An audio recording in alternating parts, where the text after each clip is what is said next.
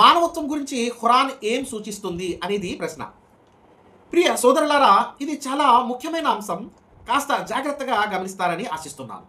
ఖురాన్ 2:194 వాక్యంలో మీపై ఎవరైతే దౌర్జన్యానికి ఒడిగట్టారో మీరు వారిపై మాత్రమే ప్రతీకారం తీర్చుకోండి అని ఖురాన్ చెబుతుంది. నిజానికి ఎవరైతే ఘోరమైన హింసలకు దౌర్జన్యానికి గురవుతున్నారో ఆ బాధితులకు వారి ఆత్మరక్షణ చేసుకునే అవకాశం ఇవ్వడం జరిగింది. ఇది ఖురాన్ రాజ్యాంగం హోదాలో ఇస్తున్న బలహీనులకు కల్పిస్తున్న రక్షణ కవచం. నిజానికి ఇది దుర్బలులకు చట్టపరమైన భద్రత. ఇక వ్యక్తిగత విషయానికి వస్తే ఖురాన్ చూపిస్తున్న అత్యంత గొప్ప మానవతావాదాన్ని మనం పరిశీలించవచ్చు. ఖురాన్ 16:126 వాక్యాన్ని పరిశీలించాలి.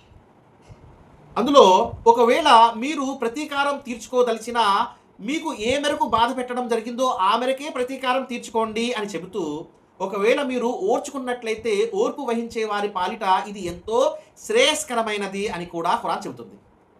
ఈ వాక్యంలో రెండు ముఖ్యమైన విషయాలు ఉన్నాయి.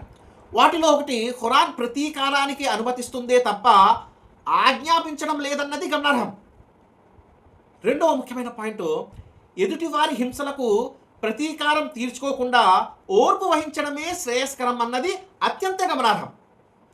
చూశారు కదా సోదరులారా, ఎంతటి విశాలత్వం కలిగిన మానవీయ సందేశాన్ని ఖురాన్ ఇస్తుందో.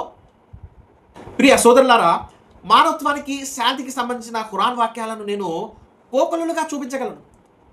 వీడియో ప్రొలాంగ్ అవుతుంది కాబట్టి చెప్పడం లేదు. ఖురాన్లో మానవత్వం అనే సపరేట్ టాపిక్ని నేను తీస్తాను, అందులో అన్ని అంశాలను జోడిస్తాను. ఈ అంశంలో మాత్రం నేను ఖురాన్ ప్రతీకారం తీసుకోమంటుందా అనే అంశాన్ని మాత్రమే మెయిన్గా తీసుకున్నాను. అయితే ఖురాన్ వాక్యం 16:126 ద్వారా అల్లాహ్ ప్రతీకారం కంటే ఓర్పు వహించడమే శ్రేయస్కరం అనే విషయాన్ని క్లియర్ చేసేసాడు. అయితే దురదృష్టకరం అని చెప్పాలో లేక దౌర్భాగ్యం అని చెప్పాలో అధిక శాతం ముస్లింలు ఖురాన్ ఇస్తున్న విశాలత్వం కలిగిన మానవీయ సందేశాన్ని తెలుసుకొని దాని ప్రకారంగా నడుచుకోవడంలో, వాటిని తమ జీవితంలో అలవర్చుకోవడంలో 100% ఫెయిల్ అవుతున్నారు. సమస్య అంతా అక్కడే ఉంది, ఖురాన్లో కాదు. ఖురాన్ శాంతికి మానవత్వానికి చిరునామా. ఖురాన్లో ఏ వాక్యాన్ని పరిశీలించినా అది చూపే విశాలత్వం కలిగిన మానవీయ సందేశం కనబడుతుంది తప్ప హింస మచ్చుకైనా కనబడదు. దానికోసం ఖురాన్ని సునిశ్చిత దృష్టితో అధ్యయనం చేయక తప్పదు. జై హింద్.